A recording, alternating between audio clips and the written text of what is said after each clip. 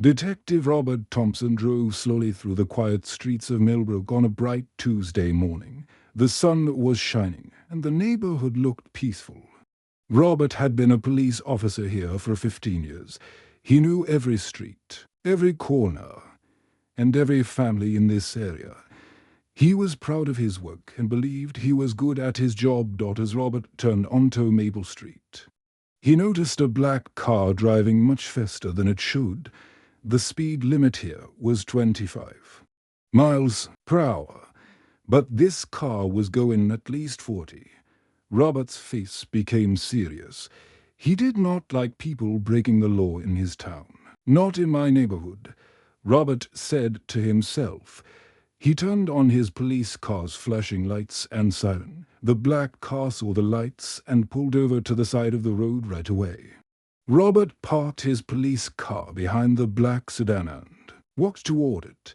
Through the driver's window, he could see a woman in her 30s. She was wearing a nice blue jacket and looked professional. Her hair was neat, and she seemed calm. The woman rolled down her window and smiled politely at Robert. "Good morning, officer," she said in a friendly voice. "I know I was driving too fast, but I'm responding to an urgent federal case, and I really need to—" "License and registration," Robert said, cutting her off. His voice was cold and unfriendly. He had heard many excuses from people who broke traffic laws. Everyone always had an important reason for speeding. The woman reached into her purse carefully and slowly. "Officer, my name is Emma Clark, and I'm a special agent with the FBI." She explained. "I have my official credentials right here along with my driver's license." Robert looked at her with disbelief and let out a small laugh. "Sure you are," he said with sarcasm. "And I'm the Queen of England. Just give me your license." Miss Emma felt her heart sink. This was not the first time someone had treated her this way because of how she looked. It always made her feel sad and frustrated. But she had learned to stay calm and professional in these situations. "Sir, I understand why you might be skeptical," Emma said patiently. "But I really am a federal agent. There's been an important break in a case I'm working on, and I need to get to." "Step out of the car," Robert commanded, his voice getting louder. He put his hand near his belt where his handcuffs were. "I don't have time for games and made-up stories." Emma took a deep breath and got out of her car. She moved slowly and kept her hands where Robert could see them as she stood there. Her phone started buzzing with text messages. Her partner was trying to reach her about the witness they were supposed to meet. "Please, Officer Thompson," Emma said, reading the name on his uniform. "I'm asking you to just look at my credentials. If you give me 5 minutes of your time, you could help save someone's life." But Robert had already made up his mind about Emma. His pride was like a tall wall that blocked out everything else. He could not see past his own beliefs and prejudices. To him, Emma was just another person making excuses for breaking the law. Robert's face was red with anger. He was embarrassed that this woman was arguing with him, especially since a few neighbors had come out of their houses to watch what was happening. He felt like he needed to show everyone that he was in charge. Emma could see that Robert was not going to listen to her. She felt frustrated and hurt. But she did not want to make the situation worse. She thought about her grandmother, who had taught her to always maintain her dignity, even when others treated her badly. The phone in Emma's pocket kept buzzing. Her partner was probably wondering where she was.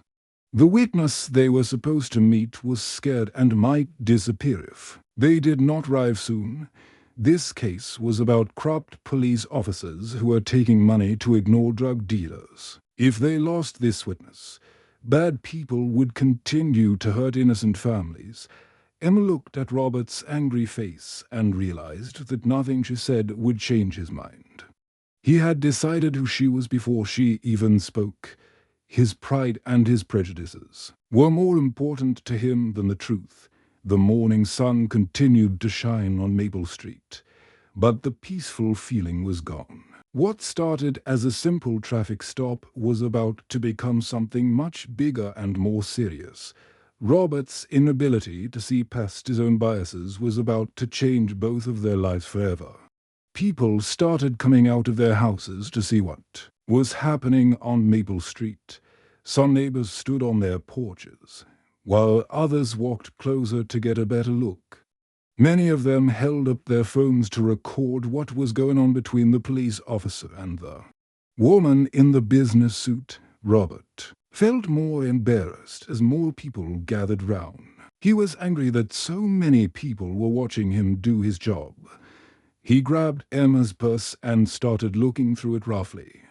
His hands were shaking a little because he was so upset.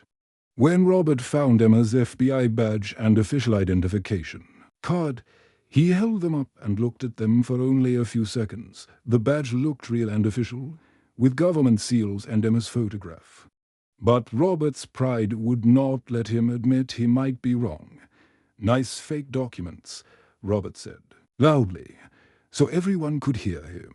He threw the badge and ID card back at Emma with a mean look on his face. "You can buy these things online for $20 these days." Emma caught her credentials before they hit the ground. Her hands were steady, but her heart was beating. First, she felt humiliated and embarrassed, but she tried not to show it. She knew that getting angry would only make things worse. "Officer Thompson," Emma said in a calm voice, "please call the FBI field office. Ask to speak with Agent Michael Davis. He can verify who I am in less than 2 minutes." Robert's face turned even redder. He was getting more angry by the minute. "I've heard enough lies for one day," he shouted. He reached for his handcuffs and pulled them off his belt. "You're under arrest for speeding, reckless driving, and having fake federal identification." The crowd of neighbors started talking quietly among themselves. They could not believe what they were seeing. Most of them thought the woman looked honest and professional. She was not acting like a criminal at all. An elderly woman named Mrs. Wilson lived on this street for 40 years. She was known for being kind and fair to everyone. She stepped forward from the crowd and spoke in a gentle voice. "Officer Thompson," Mrs. Wilson said, "this lady seems very genuine to me. Maybe you should listen to what she's saying. Perhaps you should make that phone call," she suggested. Robert turned toward Mrs. Wilson with anger in his eyes. He felt like everyone was questioning his judgment and his ability to do his job. This made him feel even more embarrassed and defensive. "Ma'am, please step back right now," Robert said, loudly. His voice was harsh and rude. "I know how to do my job. I don't need advice from civilians." Double quotes. Mrs. Wilson looked surprised and hurt by Robert's tone. She had never seen him act this way before. Other neighbors shook their heads in disappointment. They were starting to think that Robert was making a big mistake. Robert pulled Emma's hands behind her back and put the cold metal handcuffs around her wrists. The handcuffs made a clicking sound. As they locked into place, Emma closed her eyes and took a deep breath. She tried to stay calm and remember what her grandmother had always told her. Emma's grandmother had been a wise woman who faced many difficult times in her life. She had taught Emma that dignity was the most important thing a person could have. Dignity. Emma, her grandmother used to say, "No one can take that away from you unless you let them." As Robert guided Emma toward his police car, she spoke quietly, but clearly. "You're making a mistake, Officer Thompson," she said, "but I forgive you for it." Emma's words hit Robert like a physical blow. For just a moment, he felt doubt about what he was doing. Her kindness and forgiveness made him feel confused and uncomfortable, but his pride was too strong. He had gone too far to change his mind now. Robert opened the back door of his police car and helped Emma get inside. The neighbors watched in complete silence. They could not believe that a police officer was arresting someone who seemed so innocent. And professional daughter, the police car drove away down Maple Street. The crowd of neighbors stood there in shock. They had just watched a federal agent get arrested for trying to do her job. Many of them felt sad and angry about what they had seen. Emma sat in the back of the police car with her hands cuffed behind her back. She thought about the witness who was waiting for her. She worried that this delay might ruin an important case that could help many people. But she also felt sorry for Officer Thompson, because she knew he was about to learn a very difficult lesson at the Millbrook police station. Robert sat at his desk filling out paperwork for Emma's arrest, but something felt wrong. He kept looking toward the holding cells where Emma was sitting. Most people who got arrested were angry, loud, or demanding to make phone calls. But Emma was different. Emma sat quietly on the bench in her cell. She was not yelling or complaining like other people usually did. She was not demanding to see a lawyer or asking to call someone. Instead, she just sat there with a peaceful look on her face. This made Robert feel uncomfortable and confused. Robert had arrested many people over the years, but none of them had acted like Emma. Her calm behavior made him start to wonder if he had made a mistake, but he pushed these thoughts away. He told himself that he was a good police officer and that he knew what he was doing. 20 minutes after Emma's arrest, the front doors of the police station suddenly burst open. A tall man in a dark suit walked in quickly. Behind him were 3 other people, also wearing dark suits. They all looked very serious and official. Robert's boss, Sergeant William Harris, was sitting at his desk when he saw the group of people enter. His face immediately turned white with fear. He recognized the look of federal agents when he saw them. The tall man in the dark suit walked straight to the front desk. His voice was loud and clear, and everyone in the station could hear him. "I'm FBI Director James Miller," he announced.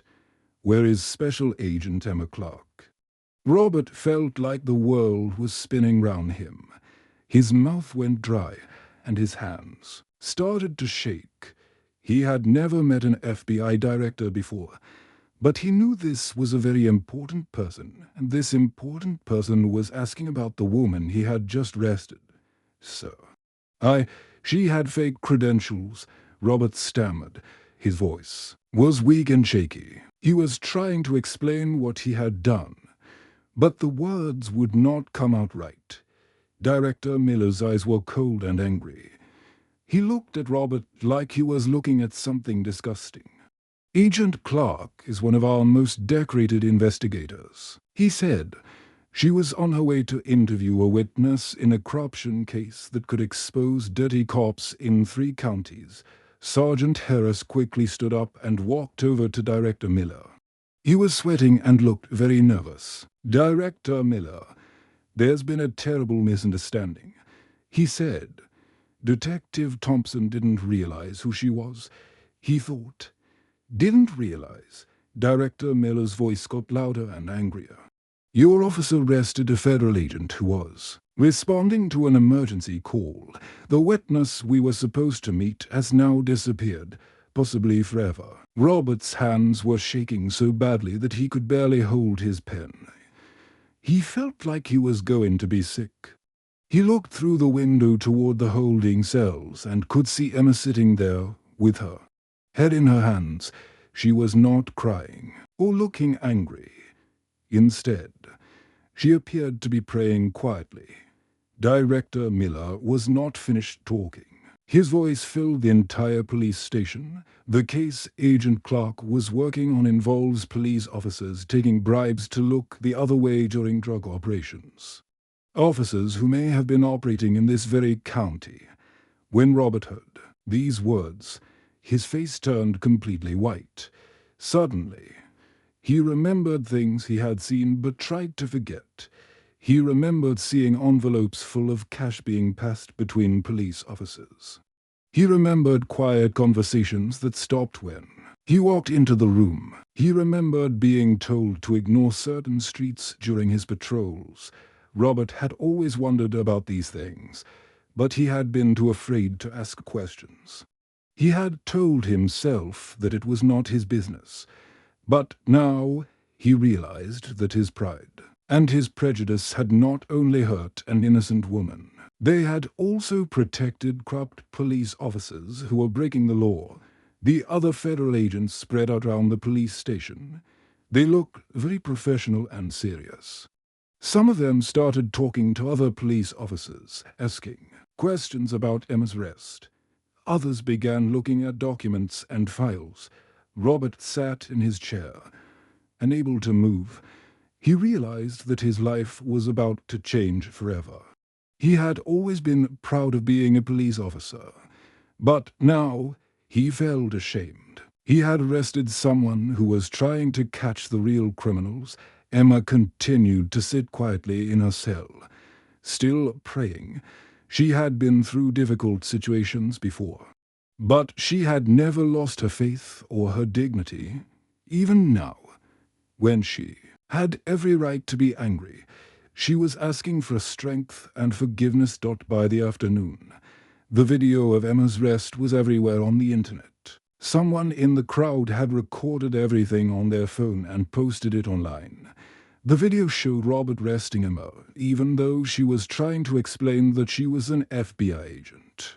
People watched the video and became very angry about what they saw. The video spread quickly from person to person on social media. Soon, millions of people had seen it.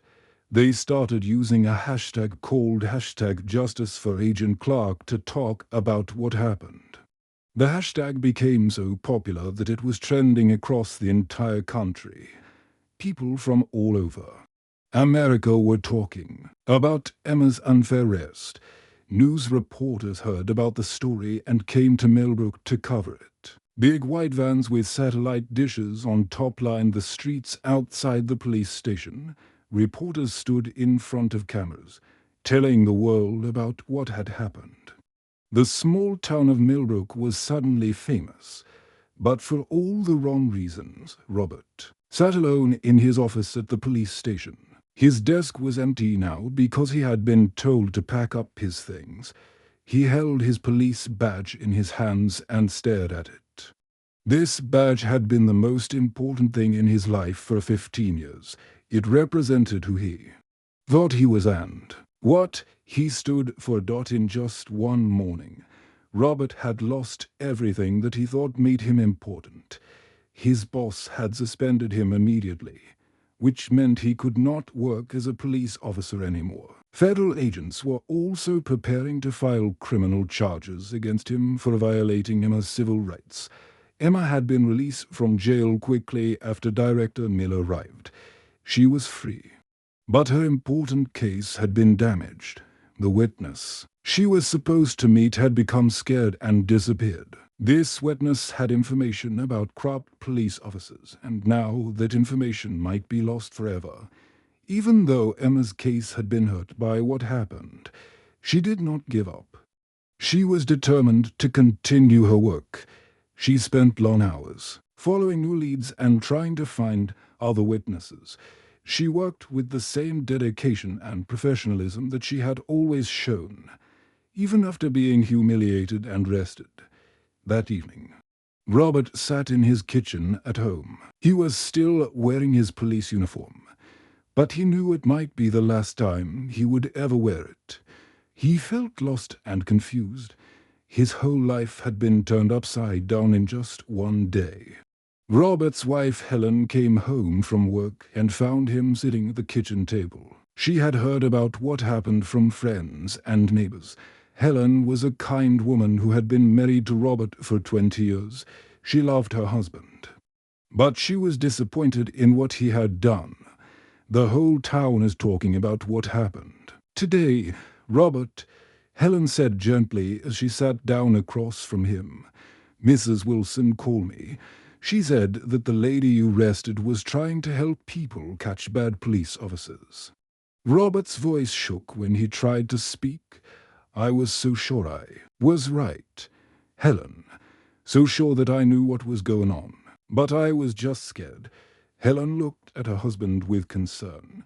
What were you scared of? Robert. Robert felt tears coming to his eyes. I was scared of being wrong.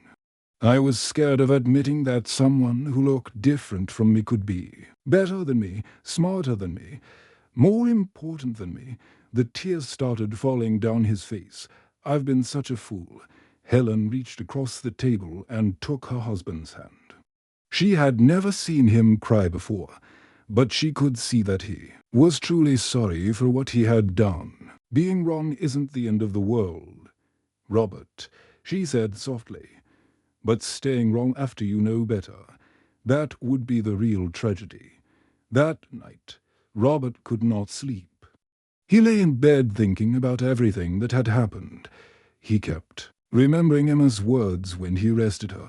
She had said, "I forgive you for it." He could not understand how she could forgive him when he could not even forgive himself. 3 weeks later, Emma's hard work paid off. She found another witness who was willing to talk about the corrupt police officers. This new witness helped her break up the entire corruption ring. Because of Emma's investigation, several bad police officers were arrested, and dozens of innocent people were saved from being hurt by drug dealers. When news reporters interviewed Emma about her success, she did not talk about getting revenge on Robert or the police department. Instead, she talked about the need to make things better for everyone. We need to build bridges between police officers and the communities they serve, Emma said to them. Come on, we need to work together, not fight against each other. 6 months had passed since the terrible day on Maple Street. Robert Thompson stood at the back of the Millbrook Community Center. Feeling nervous and unsure of himself, the room was packed, with people sitting in chairs, all facing forward toward a small stage at the front. Emma Clark was standing on the stage, speaking to the crowd about police reform and how communities could heal from past hurts. She looked confident and professional, just as she had that day when Robert arrested her. But now Robert could see her clearly for who she really was, a dedicated public servant trying to make the war or better. Change is possible, Emma was saying to the audience, but it requires courage. We need the courage to admit when we're wrong, and the courage to do better next time. Robert listened to her words and felt them go straight to his heart. He had learned so much about courage over the past 6 months. It had taken courage to face the truth about himself. It had taken courage to admit that his pride and prejudice had hurt an innocent person. When Emma finished her speech, the crowd clapped loudly. People began to stand up and leave the community center, talking quietly among themselves about what they had heard. Robert waited at the back of the room, watching as most people filed out through the doors. When the room was almost empty, Robert took a deep breath and walked slowly toward Emma. She was gathering her papers and putting them in her briefcase. A few people were still talking to her, thanking her for her presentation. Agent Clark, Robert said quietly when the last person had left. His voice was barely above a whisper. Emma turned round to face him. She recognized him immediately, even though he looked different now. He was not wearing a police uniform anymore. Instead, he wore simple civilian clothes. His face looked older and more tired than before, but his eyes seemed more honest. Detective Thompson, Emma said. Her voice was neutral, not angry, but not particularly friendly either. Former detective, Robert corrected her. He wanted to be honest about everything now. I lost my job because of what I did to you, but I deserve to lose it. Robert stood there for a moment, trying to find the right words. I wanted to apologize to you, he finally said, not just for arresting you that day, but for the hate that was in my heart. That hate is what made it possible for me to treat you so badly." Emma studied Robert's face carefully. She was good at reading people. It was part of her job as an FBI agent. She could see that his apology was genuine. She could see the pain in his eyes and the weight of the lessons he had learned over the past 6 months. "I've been volunteering at the youth center here in town," Robert continued. "I teach kids about respect and dignity and treating all people fairly. These are things I should have learned when I was young. But I didn't. I had to learn them the hard way." Robert paused and looked down at his hands. "I know that saying sorry isn't enough to make up for what I did, but it's where I have to start. I want to spend the rest of my life making up for the harm I caused." Emma nodded slowly. She could see that Robert had changed. The angry, prideful man who had arrested her 6 months ago was gone. In his place stood someone who was humble and truly sorry for what he had done. "It's a good start, Robert," Emma said. "Real change takes time. It doesn't happen overnight." Robert looked up at her with hope in his eyes. "Would you consider letting me help with your community programs? I know I have a lot to learn, but I want to help if I can." Emma was quiet for a long moment. She thought about everything that had happened between them. She thought about the pain and humiliation she had felt that day. But she also thought about forgiveness and second chances. Finally, Emma extended her hand toward Robert. "Everyone deserves a chance to become better than they were," she said as they shook hands. Robert felt something he had not experienced in months. Hope. Not the hope of getting his old life back, but the hope of building a new life that would be worth living. A year later, Robert had become one of the most effective advocates for police reform in the entire county. He and Emma worked together on many projects, proving that even the deepest wounds could heal when people approached each other with humility and love. The end.